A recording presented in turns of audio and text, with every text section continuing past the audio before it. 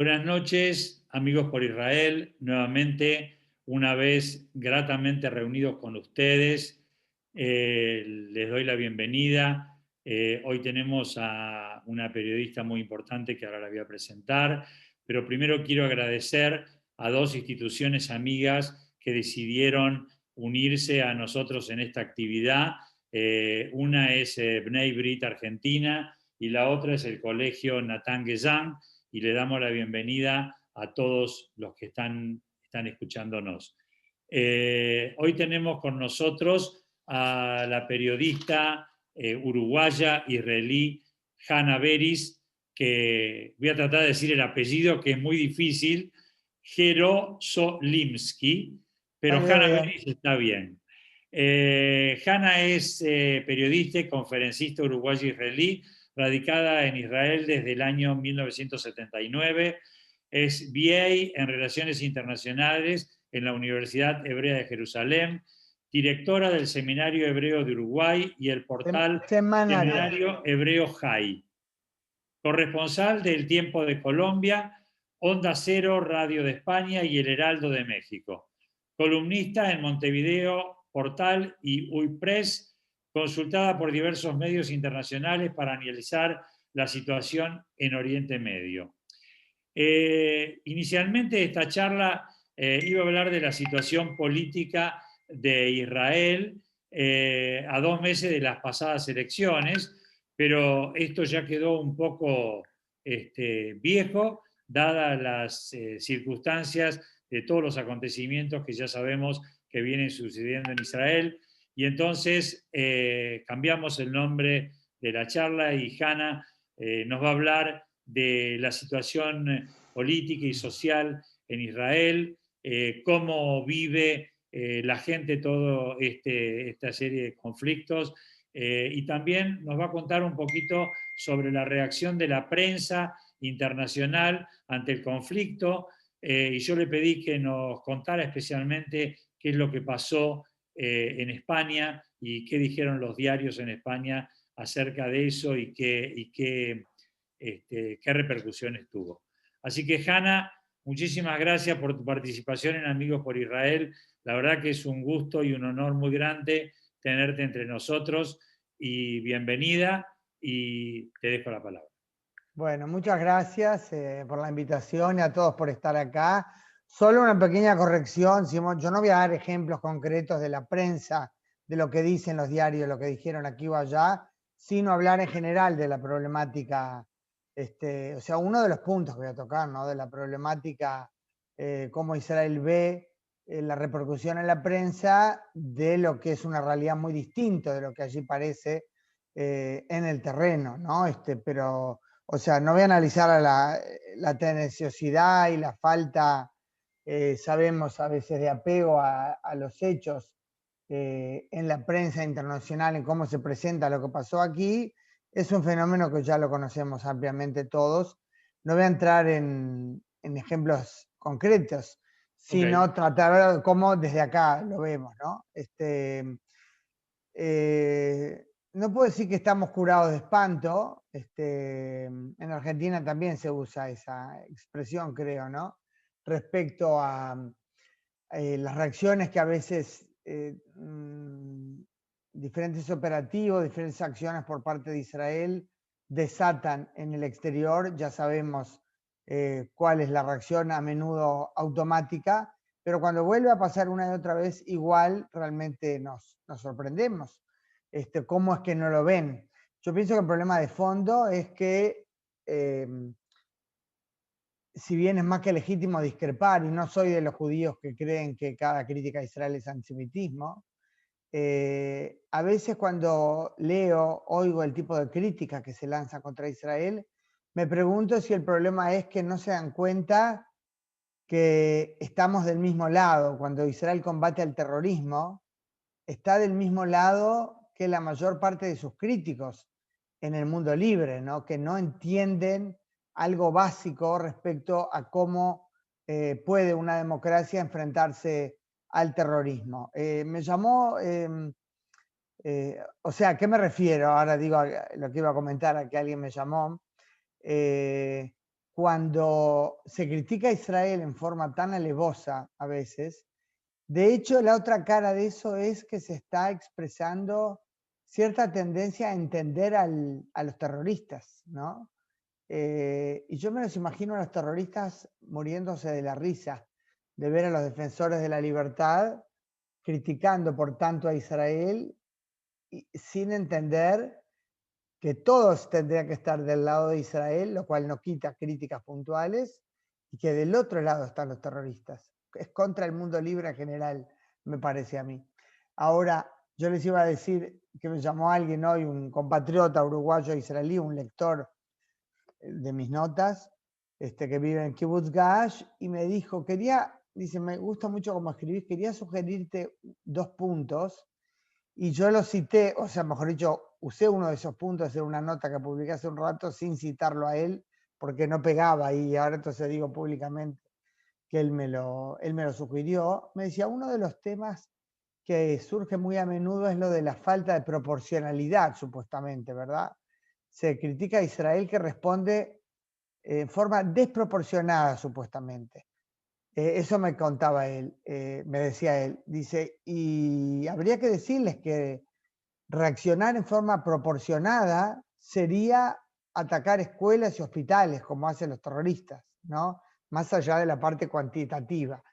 Evidentemente, ninguna guerra, que si se responde a un ataque en forma proporcional, ¿no? Contás cuántas bombas tiraste, cuántos cohetes te tiraron a ti, pero me pareció interesante ese punto que él mencionó del tipo de ataque que lanzan y los tipos de blancos, desde dónde y hacia dónde, totalmente indiscriminado, por supuesto, cuando son los ataques a Israel, hacia cualquier tipo de instalación civil. Allí no hay reparos.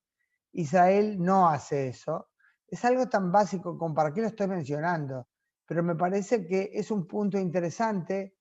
Esa sí es una gran desproporción, que te atacan en forma alevosa, indiscriminada a los civiles, e Israel por su parte despliega un gran esfuerzo para tratar de minimizar el riesgo, el daño a la población civil del otro lado. Es indudable que a menudo uno dice con las imágenes es difícil discutir. Entonces, claro, cuando las agencias internacionales muestran las imágenes de la destrucción en Gaza, que sin duda es mucho mayor que la que hay en Israel, aunque hubo, les diré, muchos destrozos en Israel también, y lo que habría sido si Israel no tuviera la cúpula de hierro, ¿verdad? Que intercepta, como ustedes bien saben, el 90% de los cohetes que de lo contrario habrían caído sobre las cabezas de la gente. Hay gente en la comunidad internacional que con una simpleza exagerada, ¿saben qué? Inclusive en los casos de, digamos, sin mala intención. Puede haber algunos que simplemente se nutren de lo que reciben siempre de las agencias internacionales. Eso es lo que ven. No tienen ni por qué ser antisemitas, aunque también los hay, ¿verdad? Ni todos llenos de mala intención contra Israel, pero se nutren de una cantidad de material y esas imágenes, claro que es imponente la destrucción en Gaza, que no se molestan nunca en analizar, bueno, y por qué se llegó a eso, qué pasó. Aparte les diré que parte de la problemática la explica la atención mucho más exitosa del lado de Hamas que del lado de Israel en la propaganda, digamos. Israel hace asbará, ¿verdad? Le deja mucho que desear, mucho.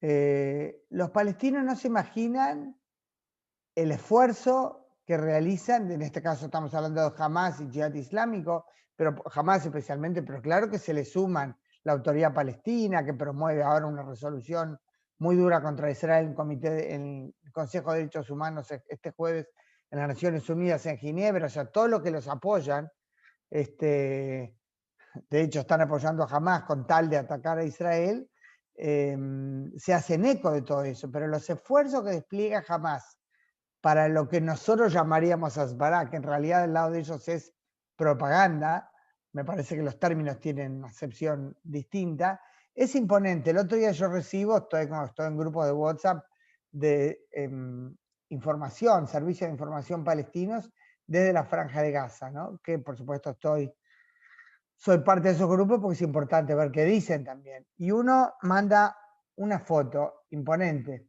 Ah, no, ese creo, perdón, ese no estaba en el grupo de WhatsApp. Era una foto que lo vi en un canal de Telegram al que estoy afiliada, que es de un gran analista de temas de actualidad en Medio Oriente, un analista israelí que escribe en hebreo, pero usando un apodo de un nombre árabe, Abu Ali Express se llama. Y él mandó una foto muy ilustrativa. Se ve al día siguiente, o el primer día en que empezó el alto el fuego, en medio de, evidentemente, las ruinas, los escombros, hay dos muchachos tratando de sacar cuerpos, ¿no? Encontraron muchos terroristas muertos dentro de los túneles, ¿no? Entonces hay creo que 2 o 3 con camillas tratando de sacar cuerpos y hay, se ve de enfrente, o sea, el que sacó la foto muestra a los que están rescatando cuerpos y muestran en uno de los edificios destruidos, hay ahí una cantidad de fotógrafos, debe haber 30 fotógrafos ahí fotografiando a los que rescatan los cuerpos. Y alguien de más lejos sacó una escena de todo eso, ¿no? Entonces es impresionante, para rescatar cuerpos hay 2 o 3, pero para sacar la foto hay decenas. Y eso es una foto muy ilustrativa. Yo en el momento con lo tareada que estoy no pensé, la verdad, en preparar eso, poder mostrarles esa foto, pero creo que es muy ilustrativo y dice mucho, porque jamás es muy consciente de la guerra de las palabras y le dedica muchísimo, muchísimo esfuerzo. Salió a la calle en Gaza anteayer, salió de los túneles evidentemente, del escondite, y es que Sinwar, ¿no? El jefe de Hamas en la Franja de Gaza, perdón, y dando vueltas afuera como muy orondo él, ¿no? Como que está afuera, no tiene problema, y cada tanto les digo que miraba para arriba. Israel ya dijo oficialmente, ¿no? Que él y Mohammad Def, que es el jefe del brazo armado, siguen siendo formalmente blancos potenciales de Israel.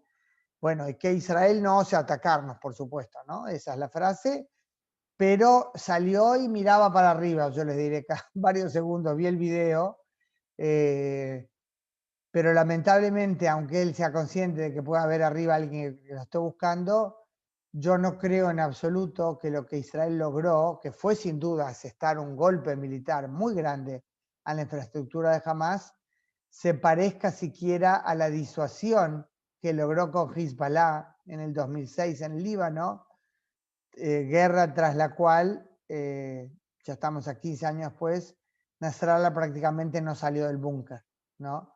Y el problema con este tipo de situaciones, cuando se libra una guerra contra el terrorismo, es que no importa solo cómo nosotros analicemos con nuestra lógica lo que hicimos, lo que pasó, lo que se logró, sino cómo se percibe del otro lado. Y del otro lado hubo no una lucha por Gaza.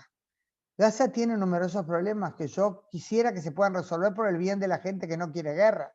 O sea, yo no le deseo nada malo al pueblo palestino, a los terroristas sí.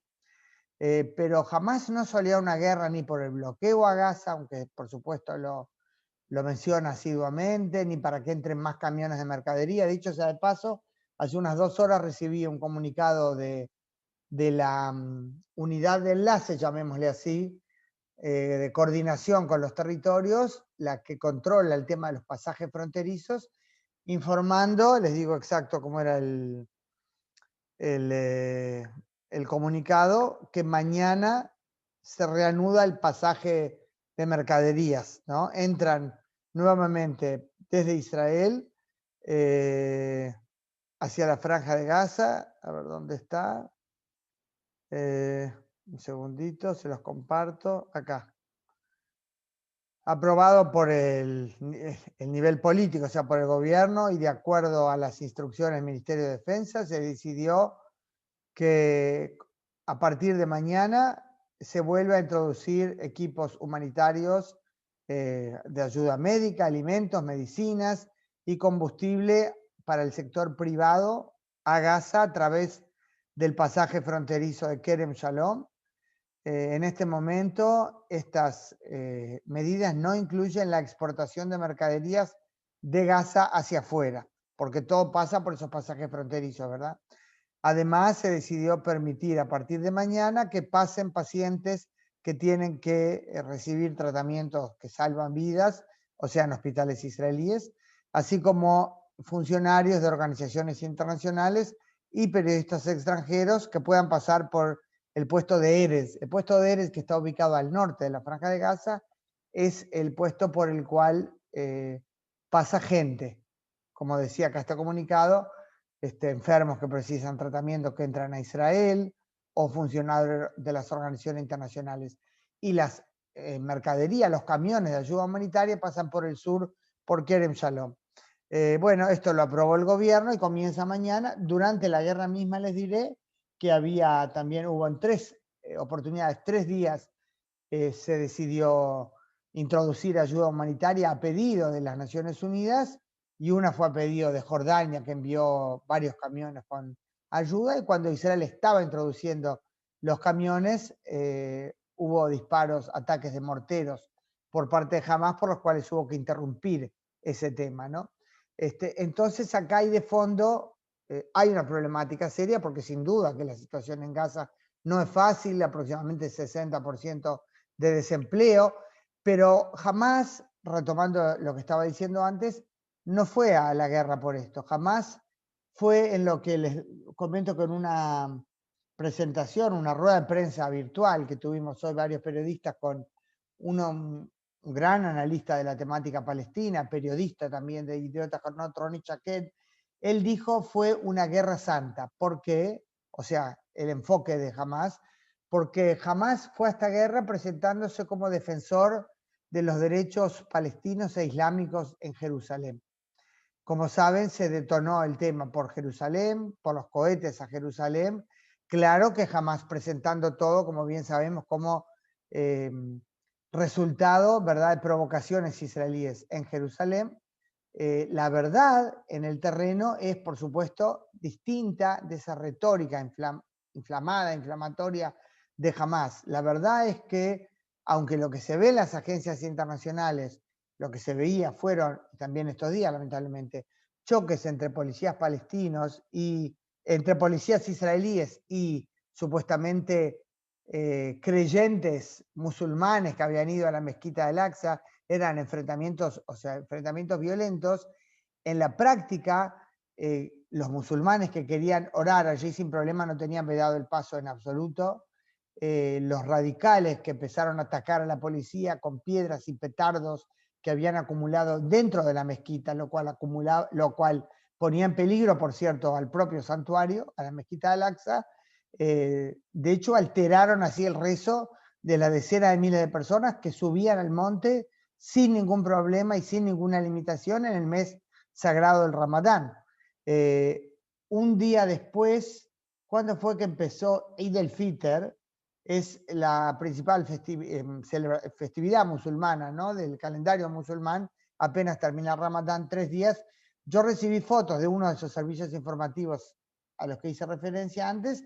Se veía familias palestinas, familias musulmanas, en la explanada de las mezquitas, con flores y globos, porque es una fiesta muy importante para el calendario musulmán. O sea, sin ningún problema. No era que los israelíes, los judíos están tratando de destruir al-Aqsa, de impedir que la gente suba y pueda orar. Y ahí venía el ambiente tranquilo, hermoso, cuando quisieron orar en Eid el-Fitr. Nos quita que hubo enfrentamientos y que también en uno de los incidentes la policía tiró una granada de humo dentro de la mezquita, lo cual creo que no fue muy sabio, por decirlo delicadamente, pero todo eso no lo empezó la policía israelí. Hubo, por supuesto, algunos pasos que en el terreno evidentemente causaron tensiones.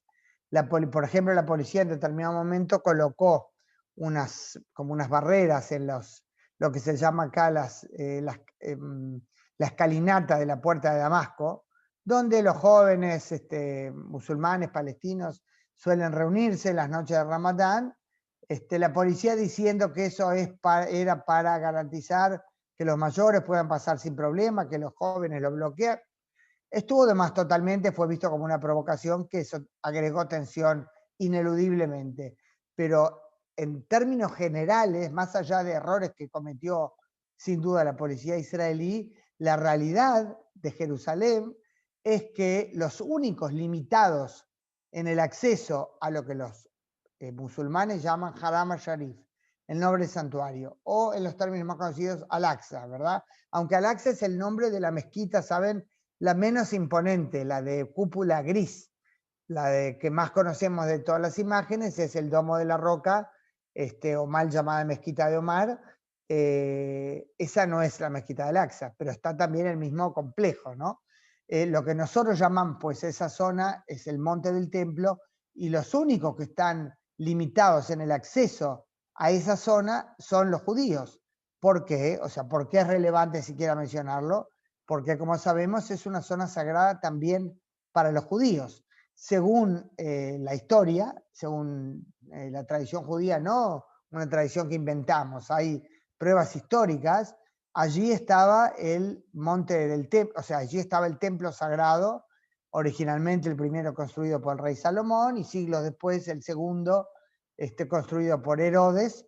Entre los propios judíos, como ustedes saben, discutido si permitir el acceso al monte del templo o no. Los más religiosos, los ultraortodoxos Haredim, se oponen a subir al monte del templo porque temen que por error se pise lo que en hebreo se llama Kodesh HaKodashim, o sea, la parte más sagrada dentro de lo que era el templo, donde estaba el arca de la ley.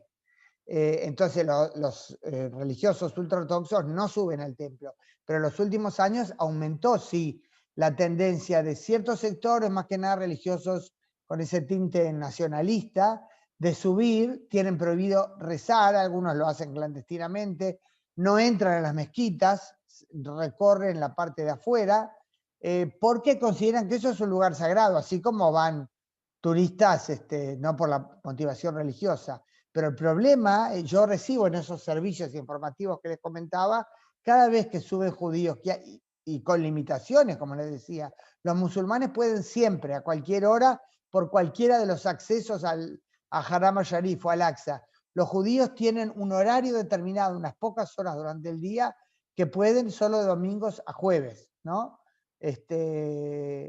O sea que son los judíos los que están limitados en el acceso al monte. Y como le decía, no se puede rezar. Me pasó yendo como periodista que me decía un guía, ¿no? Judío, que nos acompaña a un grupo de periodistas, no, dice, podés grabar, me dijo, pero no tomes apuntes porque van a pensar quizás que tenés un libro de oración. O sea, que los que están discriminados en esa zona sagrada son los judíos, no los musulmanes. Y no estoy diciendo ahora si está bien o no está bien permitir, digamos, la multiplicación de visitas que se dio en los últimos años, que por supuesto los musulmanes lo ven como una afrenta, ¿no?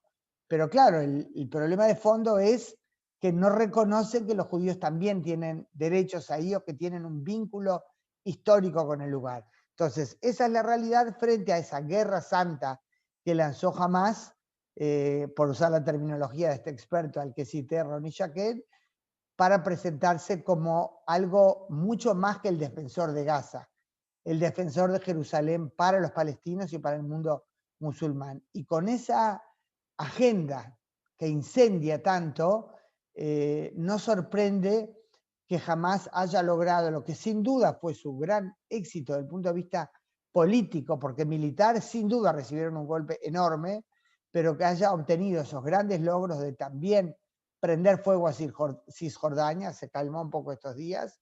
Israel tiene que estar muy atento, ser muy cuidadoso con eso. También el tema de Jerusalén propiamente dicha, que por supuesto para ellos es territorio ocupado, no como para nosotros parte de la capital de Israel. Y también los árabes ciudadanos de Israel. Encender a los árabes, por supuesto que eso de a los árabes es problemático. Yo estoy segura de que es una minoría. No fueron ni 2 ni 3, no es un puñado de locos sueltos, no. Fueron miles que salieron a esos ataques. Algunos les llaman acá, saben, hay un término referente a los disturbios que hubo acá en el 36, 39 y antes en el 29, que para eso, para los que saben hebreo, se llama Meoraot Tarpat, o sea, quiere decir los disturbios del 29 usando la fecha del calendario hebreo, ¿no? Así se recuerda esa serie, en la época del mandato británico todavía, que los árabes locales, asusados por el mufti de Jerusalén, se levantaron ataques constantes a cualquier judío que se movía por acá. Y ahora le llaman acá eso, los disturbios, usando el mismo tipo de terminología del 2021, pero nuevamente con la fecha hebrea.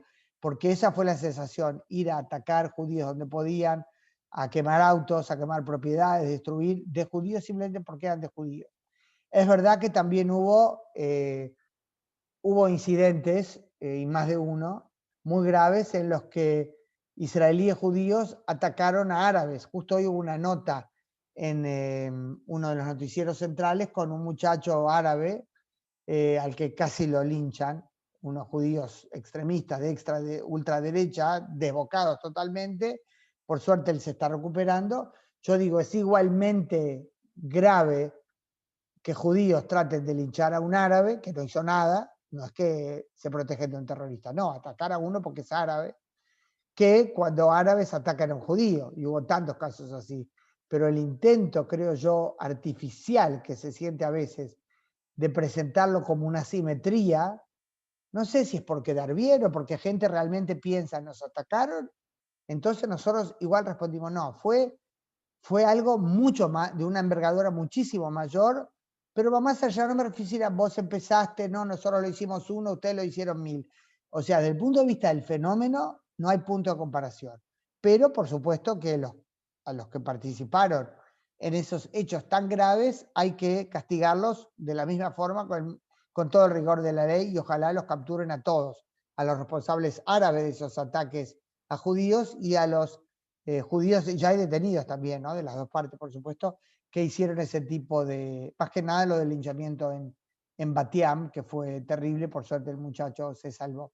Yo decía que a mí me parece que ese tipo de situación, lo que logró jamás encender la arena de los árabes israelíes, es mucho, pero mucho más preocupante, sin evidentemente minimizar la gravedad de los ataques con cohetes a Israel, que esos ataques, porque eso hace a la convivencia diaria en Israel. No todos están en zonas o en trabajos, en actividades en las que conviven con árabes, evidentemente depende de la ubicación geográfica y el tipo de trabajo donde estás. Pero hay una inserción muy grande, no digo que no hay lo que mejorar, pero hay una inserción muy grande de los árabes israelíes en la sociedad. Son un poquito más del 20%. Y la gente se pregunta ahora, después de lo que pasó, y estoy segura realmente que la mayoría no está de acuerdo, pero por otro lado vimos tal despertar de varios miles, la gente se pregunta si acaso se podrá enmendar la situación, si se podrá sanar las heridas después de este shock terrible que sufrimos al ver esa cantidad de incidentes. Y hay, les diré, un aluvión enaltecedor y no sé si cabe la palabra tranquilizante, pero alentador, de iniciativas a distintos niveles. Hace un rato hubo una nueva del Ministerio de Educación de Israel, una nueva recibió hoy de Hadassah, hubo de varios hospitales, de empresas, de lugares de trabajo, que sacan, saben, un clip, ¿no? Con protagonistas de sus respectivas áreas de actividad, árabes y judíos juntos, de que se sigue juntos, ¿no? Hay uno precioso de Hadassah que sacaron hoy, mostrando en diferentes cosas, que es la realidad, no es un invento ahora para que decir, ay, nos amamos, no piense que nos odiamos, no, es para reflejar la realidad del día a día frente a la expresión extrema que hubo en estas últimas semanas de médicos, enfermeros que trabajan juntos, y algo especialmente emotivo, les decía, algo nuevo que salió del Ministerio de Educación, educadores judíos y árabes, y también, o sea, religiosos, laicos, mostrando, estamos todos juntos, ¿no? Yo pienso que yo mañana voy justamente a Yafo a una recorrida donde hubo muchos problemas, y hay una localidad muy singular, que eso va más allá del tema de convivencia, la misma ciudad. Una localidad como un pueblito pequeño, construido ya hace muchos años, que se llama Neve Shalom, el oasis de la paz. Está muy cerca de la Trun, no lejos de Jerusalén, donde conviven, ¿no? Y dirigen la localidad juntos, judíos y árabes, por supuesto todos israelíes. Voy a ir ahí mañana. Eso es lo que debe imperar, porque eso es clave y ninguno se va a otro lado. Así que hay que, creo yo, destacar y tratar de fomentar ese aspecto, porque creo que es lo predominante en el sentir de la gente, más allá de legítimas críticas que uno puede tener al otro. Para terminar mi planteamiento, porque habría miles de puntos por tocar, les diría que ahora el gran tema del alto el fuego que acá pienso nadie duda, es uno más, que comenzó la cuenta regresiva hacia la próxima escalada. Acá no comenzó la paz entre Israel y Hamás. Nadie se hace ilusión de algo así tan ingenuo. La pregunta es, hay dos grandes preguntas respecto a cómo va a actuar Israel. ¿Qué va a hacer Hamás? Ya lo sabemos. O sea, depende cuánto tiempo le lleve recuperarse como para sentir que puede osar volver a atacar, ¿no? La gran pregunta, creo yo, se refiere a dos aspectos de la actitud israelí. Ante todo, si llega a haber un nuevo ataque, no tiene que ser o 50 cohetes en un día o entonces acá no pasó nada. Puede lanzar un globo incendiario con explosivos en el hilo o que tiren un cohete por semana. La gran pregunta es cómo Israel va a reaccionar. O sea, ¿qué ecuación va a imponer en el terreno? Y si realmente va a reaccionar mostrando que entiende que lo que pasa en Sderot es como si pasara en Tel Aviv o Jerusalén. Yo puedo entender, o sea, entiendo el simbolismo especial que tiene atacar la capital o atacar la gran urbe Tel Aviv, pero lo que pasa es que se fue demasiado permisivo o hubo demasiada contención ante los recurrentes ataques al sur de Israel, que es hace 20 años blanco de los cohetes de Hamas. Y el mensaje que se transmitió en ese sentido a Hamas fue muy negativo, porque las respuestas eran menores en general, salvo en las guerras concentradas, ¿verdad? Que como ya les dije, hubo 3 hasta desde que Hamas tomó el poder. Hubo una a fin del 2008 que estaba Ehud Olmert como primer ministro, hubo otra en el 2012, el 2014 y ahora.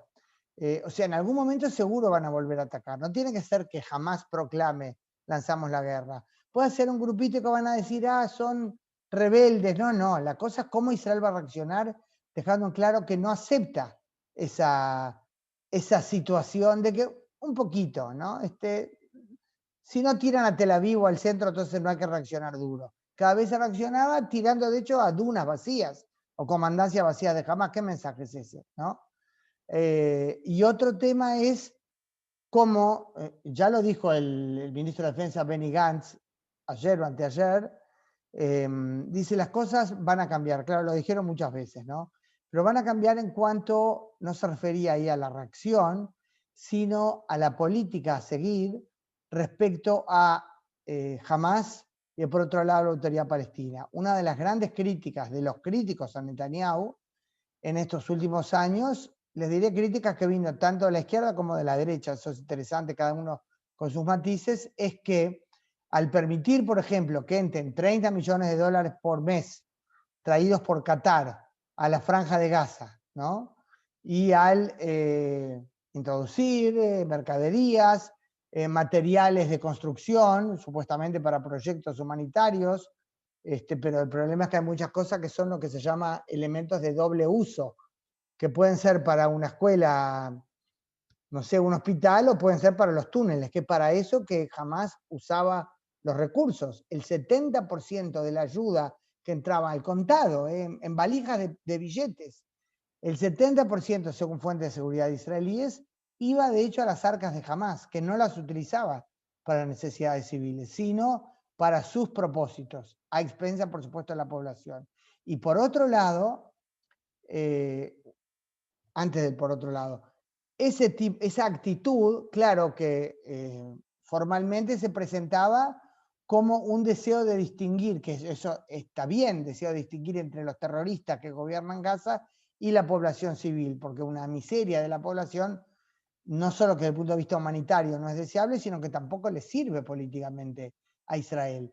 Pero el problema es que es verdad que hay que distinguir entre los civiles y el gobierno terrorista, y Por otro lado, la otra cara de la moneda es que con eso, de hecho, se estaba fortaleciendo a Hamás, y el hecho es que todos estos años, desde 2014, con todo lo que fue recibiendo Gaza, con los permisos de Israel, Hamás se convirtió en un monstruo. Todos estos 150 kilómetros de túneles que Israel le destruyó y un montón de cosas más, lo acumuló en estos últimos años, y ya dicen algunos expertos, se está acercando a ser un mini Hezbollah, que Hezbollah es un ejército sumamente poderoso, mucho más por supuesto que Hamás, pero Hamás no es una pequeña organización con armas, es un ejército terrorista. Y eso se hizo bajo o frente a las narices de Israel. Claro, el dilema con eso es que algo similar pasó con Hezbollah después del 2000, o sea, de cara al 2006. Israel sabía que Hamas se estaba armando con esa potencia, pero cuando las cosas están relativamente tranquilas, ¿qué? ¿Vas a ir a atacar Gaza porque sabés lo que están haciendo bajo tierra? Es un problema. Entonces atacás cuando ya no tenés más remedio por los ataques que vienen del otro lado. Es un círculo vicioso muy complicado. Pero por otro lado, lo que les iba a decir, la otra cara de ese, en la práctica, fortalecer a Hamas, es que la política del gobierno frente a la autoridad palestina fue muy dura en los últimos años, o sea, se mantiene la coordinación de seguridad con los servicios de seguridad de la autoridad palestina, con lo cual, digamos, no es un favor que el presidente Mahmoud Abbas le hace a Israel. Es verdad que eso ayuda a Israel en la lucha contra el terrorismo, pero también le ayuda a él a sobrevivir, porque si no, jamás lo habría derribado ya hace tiempo, así como derribó a la autoridad palestina en Gaza en junio del 2007. La autoridad palestina se ganó todos los boletos para la desconfianza de Israel, ¿no? Formalmente, digamos, reconoce a Israel, reconoció en los acuerdos, o sea, la OLP reconoció a Israel, firmó los acuerdos de Oslo, de los cuales la autoridad palestina es un resultado, o sea, la creación de un gobierno palestino es resultado de los acuerdos firmados con Israel. Formalmente reconoce a Israel, mantiene los acuerdos, formalmente, digamos, oficialmente, el presidente Abbas dice que se opone al terrorismo. Yo creo que realmente él sabe que el terrorismo es malo para los propios palestinos, no por amor a Israel, pero en la práctica tiene un discurso demonizador absolutamente que incita a la violencia, y eso inspiró mucha desconfianza en Israel, que en los últimos años con el actual y los anteriores gobiernos de Netanyahu lo trataron a él como el enemigo. Ahora, claro que él se ha portado como un enemigo, porque aparte abrió ese frente de guerra internacional de constantes condenas a Israel en la arena internacional, en la ONU, en fin, todas estas instancias, las denuncias ante el penal, el Tribunal Penal Internacional. O sea, realmente la autoridad palestina se portó como un enemigo. Pero la pregunta siempre es qué viene, o sea, primero, ¿no? El huevo o la gallina. Quizás si Israel hubiera adoptado una política cuyo resultado no sea fortalecer a Hamas, que está enemistado con la autoridad palestina, y buscar caminos para tratar de nuevamente quizás mejorar las cosas con la autoridad palestina, quizás hoy sería un poco diferente, pero es muy complicado porque la autoridad palestina hace muchos años también rehusaba completamente volver a negociar con Israel. Pero lo seguro es que seguir una política que aísla prácticamente a la autoridad palestina, pero fortalece a Hamas, el gran enemigo de Israel, no es muy sabia, en mi modesta opinión, y hay que encontrar una forma, en mi opinión, de poder volver a sentarse con la autoridad palestina, con dureza, sí, porque se ha ganado la desconfianza de Israel, pero no dando pasos que fortalezcan a Hamas en el terreno, porque eso es más que nocivo. Ahí está un enemigo declarado que nunca, nunca jamás reconoció los acuerdos con Israel. Habría mucho, mucho para contar, para comentar, pero ya me pasé muchísimo de lo que pensaba, de la hora que pensaba. Quería dejar mucho más tiempo a preguntas, me disculpo. Solo un comentario más. Habrán oído de mucha renuencia o dudas de la gente en el sur al alto el fuego. A mí me dijo gente del sur, estoy dispuesto a estar un mes más bajo el búnker, en el búnker, pero que terminen con Hamás. Ese nunca fue el objetivo planteado por Israel, ¿verdad? Terminar con Hamás. Pero la gente quería, mucha gente, por supuesto nunca se puede decir es absoluto, que continúe esto no porque uno quiere guerra, sino porque querían ver si esta vez puede ser diferente, que se aseste un golpe tal a Hamás del que no se pueda recuperar por más que tenga, digamos, las nociones, el análisis racional alterado, porque es una mentalidad de un grupo terrorista y no la que podemos estar nosotros en el mundo libre, aferrarnos a la vida. Años atrás, una de las principales figuras de Hamás dijo una frase muy fuerte, Fathi Hamad, que era ministro del Interior de Hamás, dijo una frase muy fuerte, me acuerdo en un mitin en Gaza, dijo, nosotros nos aferramos a la muerte como ellos se aferran a la vida. Así nomás, literal, se los estoy traduciendo, y es muy cierto, y con eso tenemos que lidiar y seguir adelante. Y también en las noches en las que todavía había cohetes, se veía en algunas ciudades del sur y también en Tel Aviv, gente sentada en los bares, pero no es que eso puede minimizar la amenaza. En realidad no es tanto como los israelíes dicen, no, es porque los israelíes se aferran a esa normalidad de la vida que quieren tener y se lidia con alguien del otro lado que tiene realmente un encare absolutamente distinto desde el punto de vista humano. No la gente que estoy segura que las madres palestinas quieren lo que yo quiero para mis hijos, pero cuando estás gobernado por un gobierno terrorista que no vela por tu bienestar, a Israel se le pone un desafío realmente sumamente complicado. Y todo esto, para terminar, a la sombra de la crisis política en Israel, nuestro tema original, Simón, que al final cambió todo, porque le queda al jefe de la oposición, Yair Lapid, el jefe del partido Yesh Atid, le quedan un poco más de una semana del tiempo que le dio el presidente por ley, el mandato presidencial para tratar de formar gobierno, lo que le llaman un gobierno de cambio. Todo indica que le va a ser prácticamente imposible, aunque la política israelí siempre nos llena de sorpresas. La alternativa, por supuesto, si esto no funciona, porque primero Netanyahu fue el primero que recibió el mandato y no lo logró. Ahora lo intenta Yair Lapid. No veo cómo, los números no dan. Y si esto realmente no funciona, Knesset, el Parlamento ya hay, es el electo el 23 de marzo, pero habría que ir nuevamente a elecciones, aunque parezca de locos. Serían las quintas elecciones en un poco más de 2 años. Y si Netanyahu sigue postulándose, esto nuevamente no va a cambiar. Esto es un resumen, aunque demasiado extenso, quería dejar más tiempo para preguntas, discúlpeme, pero bueno, veamos qué podemos alcanzar. Bueno, muchas gracias, Hanna. Realmente es un gusto poder escucharte con la claridad con que lo haces. Ante una escalada semejante que hizo Hamas, seguramente tenemos que pensar que hace mucho tiempo que está acumulando misiles y está acumulando armamentos. Y te queremos preguntar, ¿quién lo financia y cómo ingresan esas armas a Israel, siendo que Israel controla las fronteras? Bueno, por supuesto que el gran patrón es Irán. Jamás tuvo épocas de cierto, no sé llamar conflicto, pero sí cierta crisis con Irán cuando criticó actitudes de Siria en la guerra interna en Siria, ¿no? Porque jamás tenía una comandancia en Damasco y en determinado momento yo pienso que no por grandes valores humanistas, sino porque se sentían incómodos de ver cómo, claro, Siria, musulmanes mataban musulmanes, se fueron de Damasco y criticaron la guerra en Siria. Irán no se los perdonó por mucho tiempo, Irán que es el gran patrón, por supuesto, de Siria junto con Rusia. Irán es que financia, sin duda.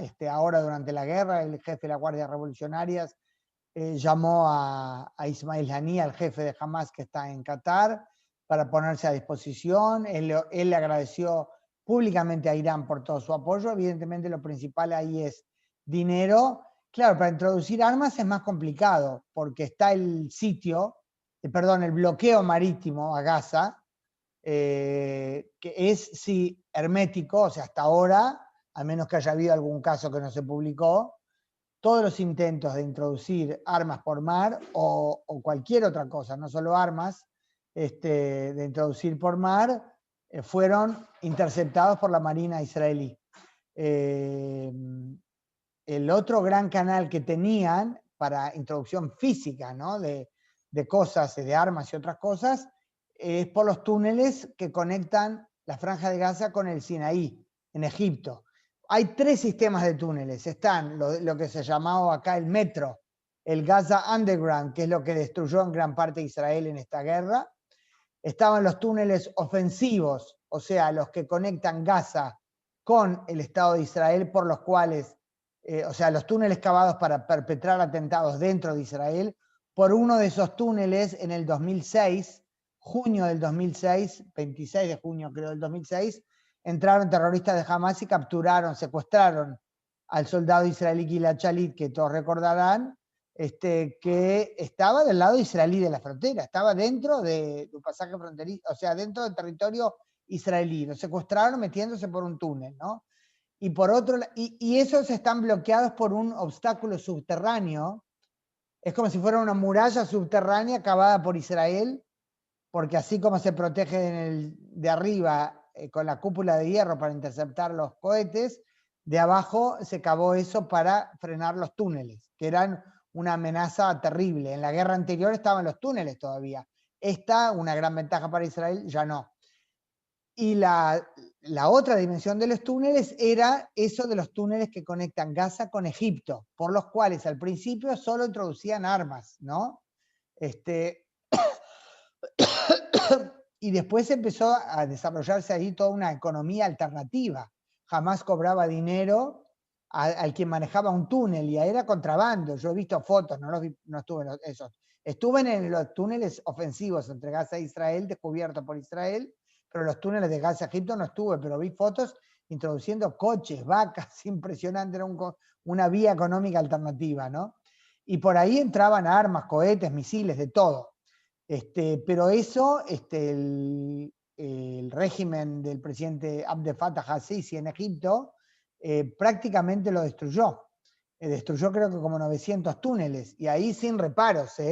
No solo los llenaron de agua, más de un terrorista se habrá ahogado ahí, sino, eso yo no lo sabía, lo contó hoy este experto que cité antes, Ronnie Jaquet, dijo que los túneles, ahí les introducían ahí todo ¿cómo se dice? El desagüe de El Arish, perdón, de Rafía, la localidad egipcia que está del lado egipcio de la frontera en Sinaí, y tiene una paralela del lado palestino en Gaza.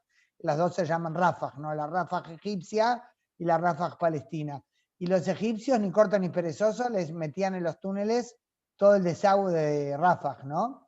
Y ahogaron a los terroristas ahí, aparte, o sea, los inutilizaron los túneles y algunos los volaron. Y eso, como vía constante de introducción de armas, eso quedó bastante neutralizado. Si algo logran, quizás algo logran todavía introducir, puede ser, no estoy plenamente segura, pero algo evidentemente de afuera en algún momento se logra, porque por ejemplo, ellos tienen, lo usaron 2 o 3 veces en esta guerra, proyectiles Cornet, que son antitanque. Eso no se fabrica en Gaza, eso viene de afuera. Pero la enorme mayoría de los cohetes que usan los fabrican dentro de Gaza. Eso, de ahí viene el armamento, ¿no? Claro, con diferentes cosas que sí llegan de afuera, esos elementos que yo le dije que son de doble uso. Podía haber caños para la agricultura y lo usaban para los cohetes, por ejemplo.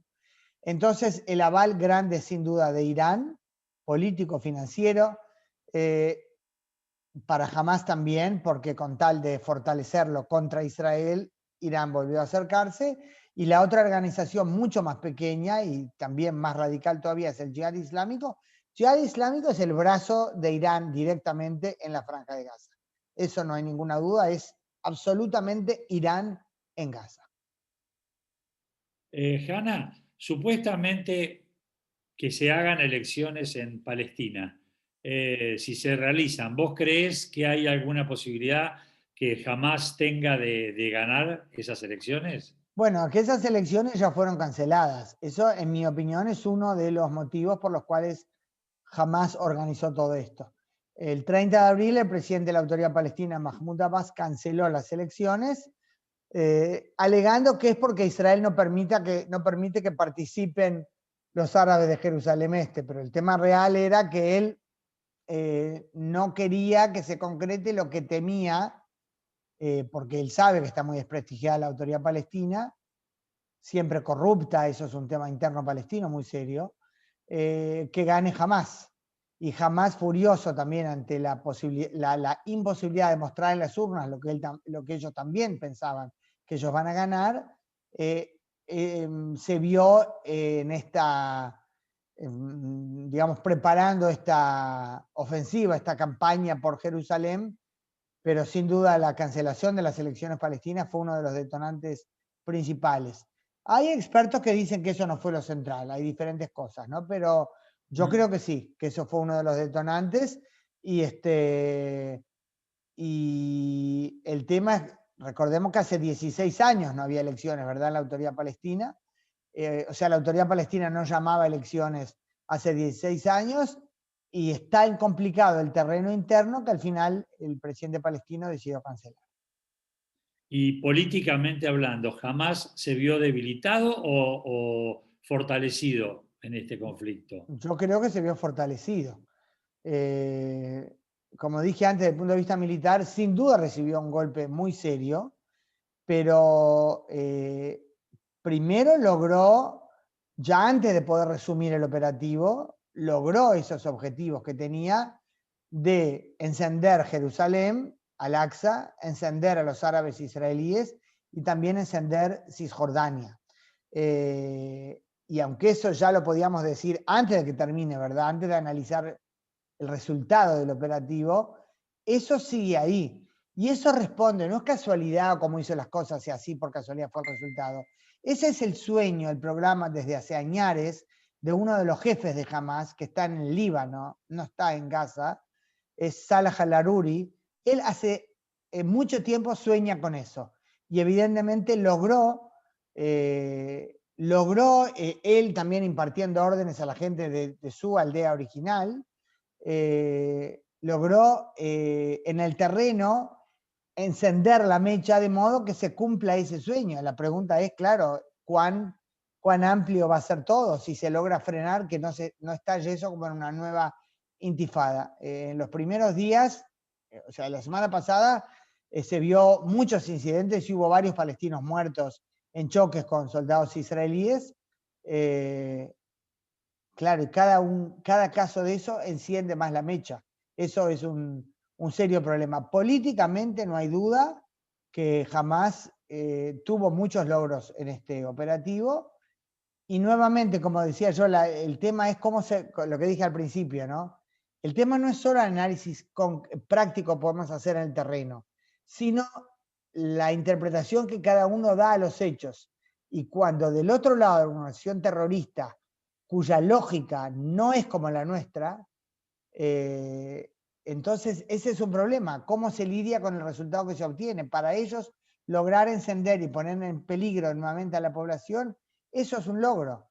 Hacer que Israel tenga que responder, no ahora de inmediato a Gaza, por supuesto, pero el exponer a más gentes palestinos en Cisjordania o a palestinos en la mezquita de Al-Aqsa a choques con Israel, para ellos es un logro. Israel siempre busca la calma, ¿no? Y les diré que al respecto, yo les mencionaba antes las críticas a Netanyahu, ¿no? Por la política que siguió o no siguió respecto a los ataques de Hamas. Netanyahu nunca fue aventurero en el tema de las acciones bélicas. A veces justamente se le criticaba por eso, que tendría que haber contestado más precisamente para frenar que las cosas pierdan el control. Él fue siempre de tratar de bajar las llamas, quizás cuando a veces tendría que haber respondido más fuerte, ¿no? Los encares de fondo son totalmente distintos. Nosotros escuchamos, digamos, críticos a nivel internacional que critican fuertemente la política israelí y la prensa internacional también lo hace.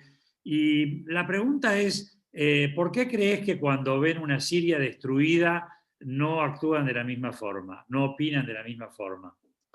Es eterno eso, Simón. Van a decir, por supuesto, porque a ustedes los vemos, o sea, Israel como de nuestro lado. A ustedes se los puede jugar con otro estándar.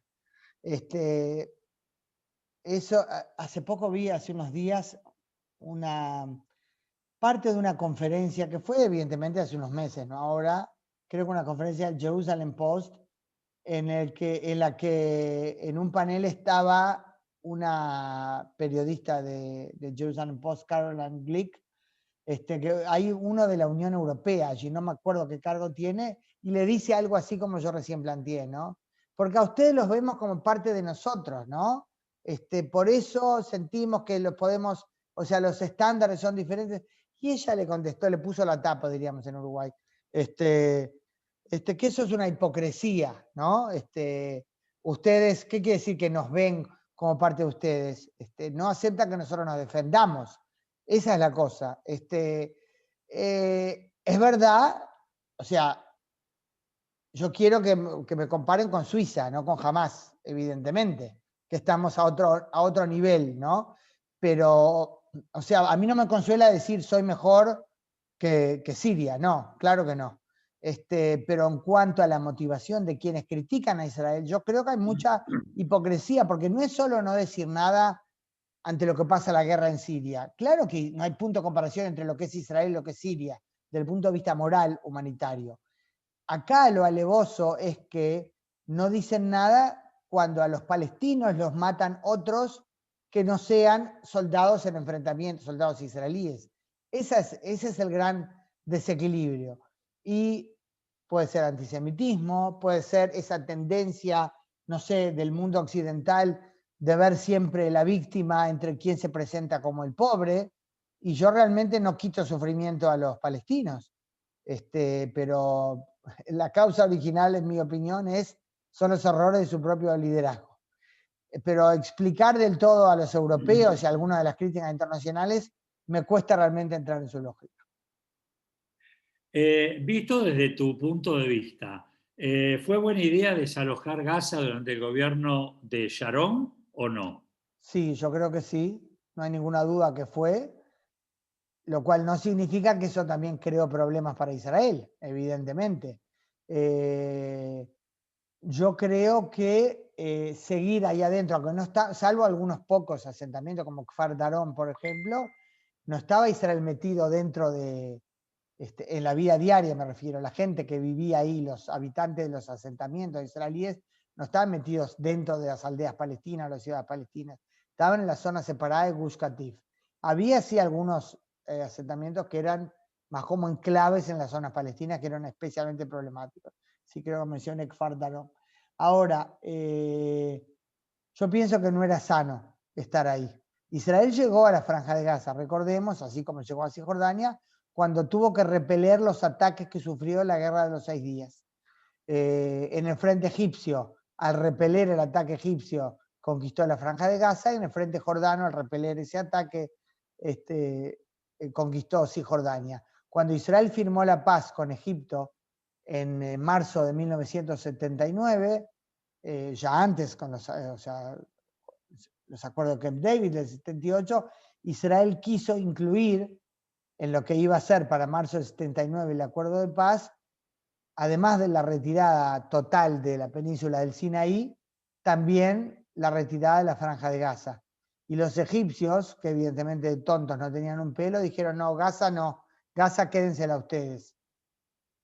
Fue así, Israel quiso retirarse de ahí también porque la había conquistado también en esa guerra, en la misma que había conquistado el Sinaí. Y los egipcios no quisieron quedarse con Gaza, sabían lo que pasaba ahí. Ahora, es verdad, o sea, yo pienso por un lado es mejor no estar ahí metidos, por otro lado es indudable que Israel se fue y los ataques se intensificaron, no se calmaron. O sea, los ataques que antes eran en parte a los asentamientos que estaban ahí, pero también ya en principios del 2001 los ataques empezaron a ser a Sderot, en territorio soberano de Israel, ahora son tierra adentro hasta todo lo que llega, que usted ya conoce las noticias. Eso es un problema, evidentemente. Gente opuesta a la retirada advertía, los misiles van a caer en Ashkelon. Ashkelon ya quedó lejos hace tiempo, mucho más tierra adentro que Ashkelon.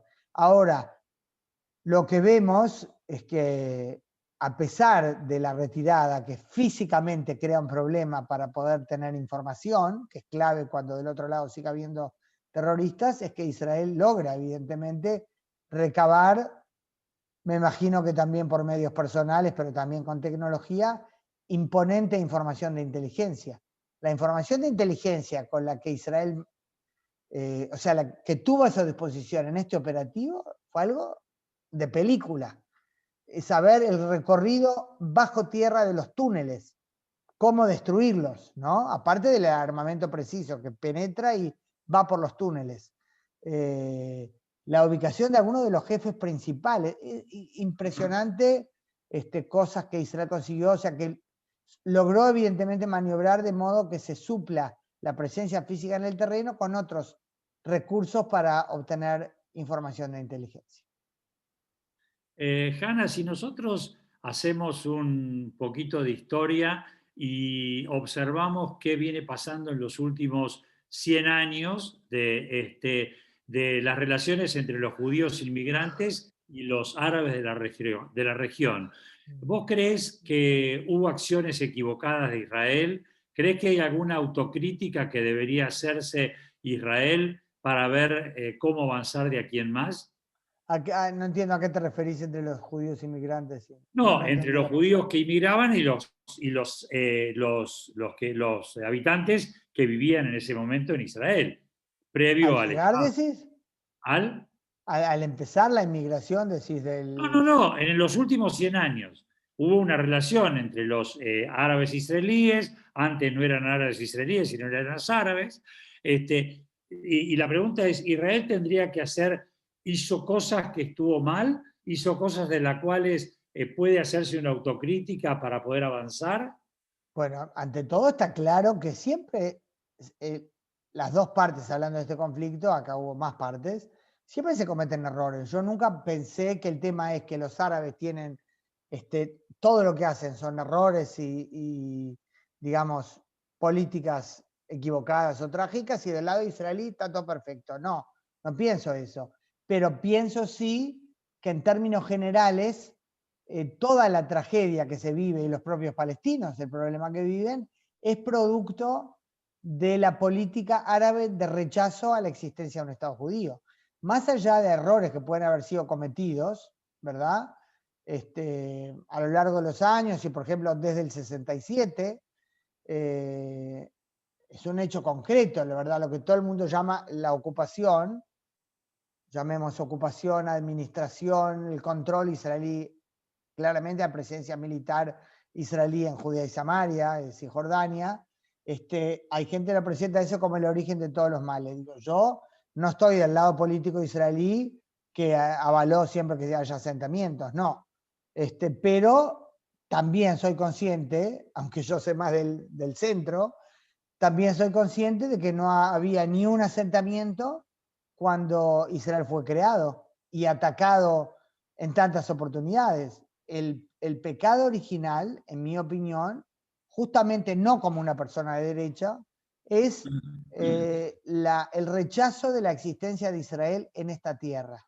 Cuando llegaron, o sea, cuando uno mira hacia atrás y las cosas que dicen árabes, claro que se sintieron amenazados por la llegada de judíos. Y por otro lado, también, por otro lado, la llegada de la inmigración judía también hizo florecer a esta zona y atrajo a numerosos árabes de la región que no estaban acá y que vinieron a instalarse porque esto empezó a florecer. Hay un libro muy interesante, no sé si está en español, no creo que no. Se llama From Times Immemorial, de John Peters, creo que es el nombre, si no me equivoco, lo leí hace años, que muestra eso, como el movimiento que hubo hacia aquí de árabes de diferentes partes de la región, porque al llegar los judíos como esto empezó a crecer, ¿no? Y querían estar acá. Eso no quita el legítimo sentimiento de recelo cuando empezó a surgir el nacionalismo árabe de ¿qué quieren los judíos acá? Pero antes no hablaban de un Estado palestino, empezaron cuando Israel conquistó Judea y Samaria, Cisjordania, ¿no? Más allá de la mirada hacia atrás, primero que nada que cuando Israel se creó realmente se extendió la mano a la convivencia en paz, pero hubo un rechazo absoluto, y no solo de los países árabes. Yo alguna vez había escrito que, o sea, que los palestinos son víctimas, ¿no?, de la línea que adoptó el liderazgo del mundo árabe, la Liga Árabe, pero en realidad, después me corregí a mí misma, no es solo el mundo árabe, el liderazgo de lo que hoy llamaríamos los palestinos, porque antes sabemos esa, toda la zona llamada Palestina, ¿verdad? La Palestina del mandato, Golda Meir decía, yo soy Palestina, pero evidentemente estamos hablando de los árabes de la Palestina histórica. En realidad lo que hoy llamaríamos el liderazgo palestino, encabezado en aquel momento por el mufti de Jerusalén, Haj Amin al-Husseini, se levantó también en armas contra los vecinos judíos de los poblados, de los kibutzim. No era solo un error del mundo árabe que después tuvo al pueblo palestino árabe como víctima. Fue algo mucho más amplio. Y yo creo, claro, desde el momento que hay un conflicto así y la única opción que plantearon fue la guerra, en la guerra misma, claro que hubo casos puntuales, en algunas aldeas que hubo expulsiones. La guerra no es de ángel, estoy segura que hubo errores que se cometieron también de nuestro lado, pero esa guerra no habría ocurrido, no habría existido si el mundo árabe no hubiese atacado a Israel. Ese para mí, sin quitar importancia a la necesidad de ser consciente, si hay cosas que nosotros hicimos mal o errores en el camino, yo pienso que hay que tener presente eso, no por la historia, para anclarnos en la historia, sino porque las cosas pasaron de una forma y no de otra. Y el hecho es que Israel dijo, o sea, el liderazgo sionista dijo sí a la partición, a la recomendación de la ONU en un estado, de formar aquí un estado judío y otro árabe, y los árabes dijeron que no. O sea, más allá del hecho que como se habla hoy, ¿no?, de las dos narrativas, la historia ocurrió de una forma determinada, 5 ejércitos árabes, y los árabes de aquí atacaron a Israel. Por más que la narrativa del lado árabe habla de la Nakba, la catástrofe, y a nivel personal, no quito realmente lo duro que debe haber sido una familia si perdió su casa, a nivel nacional no habría habido ninguna Nakba. Nakba es el término, saben, con que los árabes se refieren quiere decir catástrofe, a la creación de Israel. No habría ocurrido nada de eso si hubieran aceptado la partición. Y hace poco habríamos festejado juntos 73 años de independencia. Ellos de un Estado palestino y nosotros del Estado judío. Hanna, dada la preponderancia que está tomando Hamás día a día, ¿vos creés de que puede existir algún tipo de acuerdo con los palestinos, no? Con Hamás te referís. Claro, sí, sí. Claro, o sea, ¿qué quiere decir? Hay un acuerdo formal, un acuerdo de paz no lo consiguió porque va contra la naturaleza de Hamás, que no reconoce el derecho de Israel a existir. No que Israel reconoce el derecho de Hamás a existir, por supuesto, pero Israel es un Estado democrático, el otro es una organización terrorista. Pero eso no quita que haya entendimientos en el terreno supuestamente inexistentes, pero que en la práctica se dan, como todo lo que ha estado pasando desde que Hamás en junio del 2007 tomó el poder. El hecho es que entra dinero de Qatar, entran mercaderías, pueden en un hotel en el Cairo, sin verse, negociar las delegaciones de los dos lados, pero están, de hecho, el contacto sí a través de Egipto, no se miran las caras, pero en la práctica hay como un modus vivendi determinado, ¿verdad? Un acuerdo de paz entre Israel y Hamas es absolutamente imposible. Un acuerdo de paz Decime, formal me refiero, ¿no? sí, sí. Decime, la escalada fuerte de violencia que se dio esta vez entre los israelíes judíos y con los árabes e israelíes, ¿cómo se hace para recuperar la confianza mutua, para seguir con una convivencia pacífica como era habitual hasta ahora? Bueno, yo me refería a eso antes, ya dije mi opinión, eso es mucho más importante o más grave, digamos, lo que pasó que lo de los cohetes de Hamas, sin minimizar, por supuesto, la gravedad de lo de los cohetes de Hamas. Se puede, fomentando iniciativas de cooperación. Yo les conté todos esos clips que salen, ¿no? El Ministerio de Educación, de los hospitales, mostrando todas las cosas que se hacen juntos. Y apostando a la vida normal de la gente que quiere vivir y que es consciente de que acá estamos todos juntos. Y eso no quiere decir ni ser ingenuo, ni ser, ¿sabes?, pacifista en el sentido un poco tonto de la palabra, que a veces se usa como, ay, diciendo, no sabes en qué mundo está, no ves a quién tenés alrededor, que apostás por la paz. No, la paz de la normalidad de la vida diaria. Hay que apostar en la práctica, viviendo de esa forma y tratando de combatir expresiones extremas. No hay una receta clara, es la dinámica de la vida misma la que lo podrá garantizar. Y yo pienso que eso es lo que la mayoría cree. Se resquebrajaron muchos sentimientos y habrá gente que no recupere nunca la confianza, puede ser. El otro día leí, no me acuerdo dónde se publicó, de alguien que comentaba, creo que fue David Mandel, Tori Lustrón lo publicó, si no me equivoco, que él, pero no estoy seguro si era él, que él escribe muy bien, comentaba del farmacéutico al que le compra, ¿no?, cerca de la casa, y él había recibido un panfleto, algo escrito en árabe, muy extremista, ¿no? O expresando solidaridad, algo con las víctimas en Gaza, y él le fue a preguntar, a ver si se lo traduce, si era eso lo que él creía que estaba escrito, y dice, sí, con las víctimas en Gaza, porque le pregunta, y dice, bueno, algo así como, no estoy citando lo literal, ¿no?, pero el espíritu era algo así. Bueno, yo quiero saber si no te solidarizaste también con los cohetes, o sea, con las víctimas de los cohetes aquí, yo tengo que decir si sigo viniendo a comprarte a ti a tu farmacia, ¿no? Dicho sea de paso, hay muchos farmacéuticos árabes acá. No sé por qué muchos siguen esa carrera. O sea, hay gente que quedó totalmente desencantada. Si vio, yo que sé, al vecino de enfrente quemando autos en el barrio solo porque eran de judíos, el que vivió algo así directamente, si va a recuperar la confianza, es muy difícil.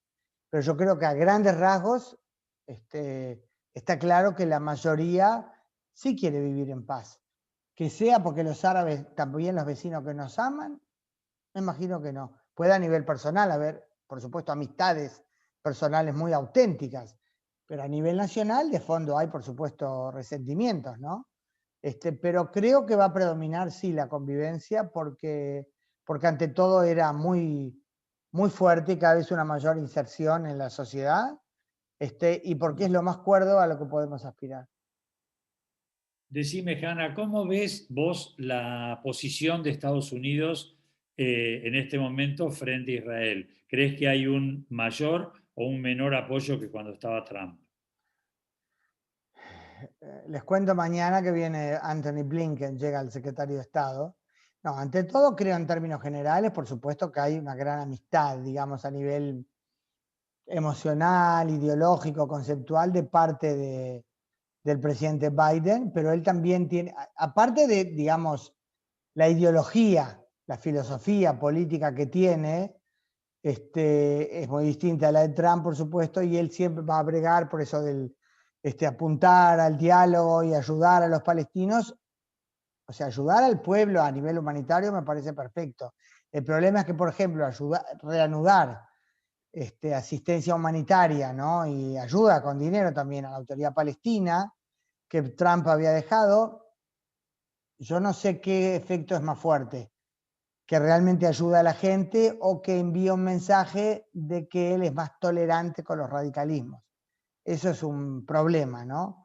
Desde el punto de vista como de la ideología del Partido Demócrata, ¿no?, más de los valores liberales con los que yo comulgo, pero cuando del otro lado tenés elementos radicales, mi duda siempre al respecto es que no te interpreta con parte de lo que ya comenté antes, ¿no? No te interpretan como la buena intención, bueno, usémonos para llegar a la paz, sino como a ver qué débil está cómo lo podemos aprovechar. Ese es un tema. Pero aparte, un tema clave que hace la gran diferencia es lo que es hoy el Partido Demócrata. El Partido Demócrata en Estados Unidos, del cual viene, por supuesto, al que representa Biden, tiene un sector, parte del sector progresista. Tengo problemas siempre con ese término, porque para mí ser verdaderamente progresista tiene que ser comulgar con los valores realmente de la libertad, de la vida en paz. pero no, hay ahí sectores antisemitas, hay un sector antisemita en la parte progresista del Partido Demócrata. Está Ilhan Omar, la Alexandra Ocasio-Cortez, la Rashida Tlaib, la primera congresista de origen palestino, Bernie Sanders, no digo que él es antisemita judío, pero tiene unas posiciones que van mucho más allá, en mi opinión, de legítimas discrepancias con Netanyahu, ¿no?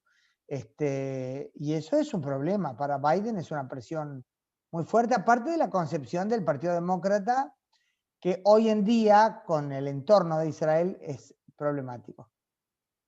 Hanna, ¿vos crees que Israel aceptó el alto el fuego por una propia decisión o por la presión de Estados Unidos? No, aceptó por su propia decisión, no hay ninguna duda. ¿En qué medida incidió el hecho que Biden llamó 4 veces a Netanyahu? Entonces aceptó antes. No sé, no creo que eso haya cambiado mucho. Quedó en claro, digamos, en la información internacional que Estados Unidos está presionando, pero el hecho es que no fue inmediato. Yo creo que cuando Netanyahu, bueno, en la cúpula, ¿no? Decidió que hay que parar, bueno, evidentemente había tratativas a través de Egipto, aunque les diré que había acá expertos, inclusive militares, que opinaban, no militares en funciones, por supuesto, en armas, pero expertos, analistas del tema militar, que decían que ya se podía haber parado unos días antes porque, de hecho, desde el punto de vista de la calidad de los blancos que estaban siendo atacados, como que ya no eran de un gran valor estratégico, ¿no? Cuando está claro que el objetivo no es derribar a Hamas, entonces, entonces, ¿para qué seguir? Decían algunos. No, pero yo creo que no, puede haber, por supuesto, elementos que no conozca. Yo creo que lo principal fue una decisión de Israel. No, no es que Israel quería seguir una semana más, no me parece. Y decime, ¿vos crees que Israel estaría dispuesto hoy a reconocer un Estado palestino y cuáles serían las condiciones? Eh, no, hoy no está dispuesto. Está claro que el gobierno actual no acepta un Estado palestino, se ha pronunciado claramente al respecto. Antes, sí, Netanyahu, recordemos que él había hablado de la fórmula de 2 estados para 2 pueblos, fue aquel famoso discurso de Barilán. Pero en los últimos años la desconfianza aumentó muchísimo, eh, y hoy en día el gobierno actual evidentemente no está a favor de un Estado palestino. Eh, si cambiara el gobierno sería otra cosa, ¿no? Yo personalmente creo que a largo plazo es ineludible para Israel separarse de los palestinos, que haya 2 estados, no por los palestinos, sino por nosotros. Que haya 2 estados, por supuesto Israel con los ojos bien abiertos, con todas las medidas de seguridad necesarias, pero para no estar metidos uno entre el otro, porque no es sano en absoluto. Pero hoy en día formalmente Israel no acepta un Estado palestino y lo considera, por supuesto, sería un enclave de Irán, esas son las terminologías de Netanyahu, ¿no? Sumamente peligroso. Ahora, es verdad, en la práctica, evidentemente, sería un problema si uno no está bien atento a cómo se maneja todo. Porque evidentemente, si es un Estado, por más que haya limitaciones, ¿verdad? No sería con un ejército como tiene un país normal, digamos. No podría controlar su espacio aéreo, según había dicho Israel en repetidas ocasiones. Evidentemente podría con más facilidad introducir armas que en la situación actual, que está controlada totalmente por Israel. Y con Irán en el frente oriental, ¿verdad? Norte oriental. Entonces, ¿cómo controla Israel lo que pasa ahí? Es un tema. Y si un Estado, claro, si se eligiera un Estado palestino en día, sería no en la totalidad de Cisjordania, aunque los palestinos hablan de volver a las fronteras del 67, pero está claro que eso nunca pasaría. Sería un desafío a la seguridad de Israel en la era en la que también cierta profundidad puede ser importante, aunque en la era de los misiles todo es distinto. Y uno tiene que preguntarse si Israel se retira y pasa en Jerusalén o en Tel Aviv. Bueno, Tel Aviv pasó ahora también atacado desde Gaza, ¿verdad? Pero lo que vemos de los disparos desde Gaza hacia el sur, por ejemplo, puede pasar directamente de Cisjordania a Jerusalén, está pegado. Al aeropuerto internacional Ben Gurión, que también esta vez fue atacado. Pero ese como estar en el frente más inmediato. Claro que sería un problema, pero yo creo que a largo plazo es más problemático no tener certeza que se puede preservar la condición de Estado judío y democrático que tiene hoy Israel. Yo Hanna, estoy a favor de separarnos. Simón, yo voy a tener que terminar. yo sé, dada la hora, voy Sí. a abusar de vos para hacerte las últimas 3 preguntas. ¿Está bien? Vamos a ver, depende. Contesto Cortitas, bien cortitas. cortitas, cortitas. ¿Qué rol juegan Rusia y Turquía en todo este tema? Turquía, no tengo mucho para elaborar más que esa línea radical que tiene, antisemita absolutamente. También él se presenta con verdad, se cree un sultán, digo Erdogan, ¿no? Por supuesto, como protector de los palestinos, en la práctica no hace nada para protegerlos. No es que realmente ayude el azuzar a un discurso anti-israelí. Rusia es una situación es muy complicada. Por un lado, Netanyahu tiene una relación cercana y buena con Putin, y es bueno eso en el caso de Siria. Por otro lado, sin Putin, el régimen del presidente Bashar al-Assad probablemente ya habría caído. Es un personaje muy, muy, muy complicado. Habría mucho para elaborar al respecto, ¿no? No da hora para eso, pero es bueno que Israel tiene relación cercana con él. En el tema palestino no incide a mi modo de ver nada especial. En el tema de Siria, eso es, sí, la presencia rusa complica un poco a veces los ataques israelíes a posiciones iraníes, aunque más no sea por el riesgo físico de pegarle por error a un avión ruso. Hoy a la mañana el ejército israelí entró a El Aqsa. ¿Qué pensás de eso? No, el ejército no entra al Aqsa, entra la policía. Y no Ah, entró a la mezquita, sino a la explanada de afuera cuando hay enfrentamientos violentos, cuando palestinos tiran piedras o petardos a los policías que están allí porque es soberanía israelí formalmente, entonces hay enfrentamientos. Pero a la mezquita es muy raro que se entre. Y es siempre la policía, no el ejército. bueno, y ahora sí la última pregunta es, ¿con todo esto la figura de Netanyahu se vio debilitada o fortalecida?